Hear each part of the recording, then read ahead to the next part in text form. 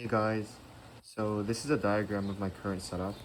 If you recall from my videos, my previous videos, I have two grow rooms in the basement, one on the left, one on the right, and I just wanted to better kind of visualize how everything was working and see if I can come up with improvements continuously and whether or not something I'm doing is suboptimal. So I just kind of diagrammed it on a piece of paper. So here on the right side and the left side, you have the intakes for the air. And so they're coming in from this window, and then I tube the air in using 6-inch piping or 6-inch tubing for grow room 1 and grow room 2. And then the exhausts are on the opposite side, diagonal to the intake tubing. And then also keep in mind that this is three-dimensional in real life. So this would be at the bottom of the grow room, whereas this is at the top. And the reason for that is that it kind of creates this like well, first of all, it's diagonal because it kind of creates this cross-directional flow of air.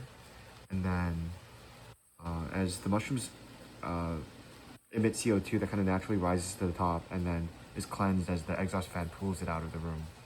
So before, I had both of the exhaust fans, inline fans, inside of the grow rooms, like in the corners over here and over here. But then I realized that if I took them out of the grow room and just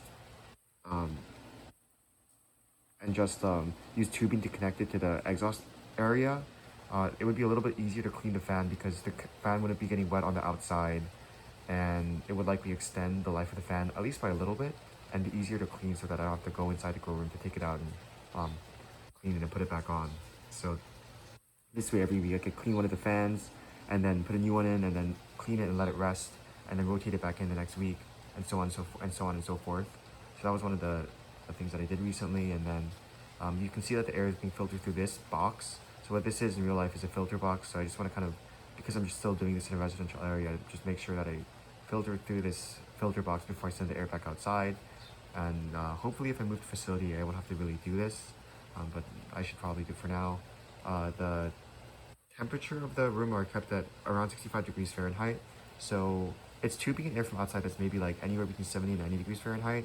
But then because of the humidifiers and the fact that they're connected to the cold water line, which is maybe around 60 degrees Fahrenheit, it kind of creates like a temperature that's around just 65. It goes up to like 65 to 70, I think. But it's fairly consistent because of the fact that the humidifiers are constantly like pushing out fog, and that mixes with incoming air. And so I was thinking about doing a preconditioning room and kind of cooling the air a little bit, or having more precise controls before I tube the air in. But from an engineer's perspective, I think it's a little bit difficult and I don't have much space.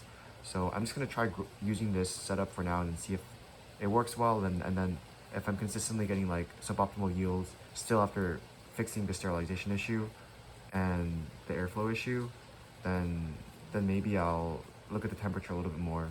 But I think things have been growing a little bit better these days, so I'm gonna leave that is for now. And then I have light bars at the top, which keeps the ambient lighting to around 500 to 1,000 lux, which is kind of where you want it to be for oyster mushrooms, lion's mane. I think some other mushrooms may have different lighting requirements, but for the stuff that I'm growing right now, this is sufficient.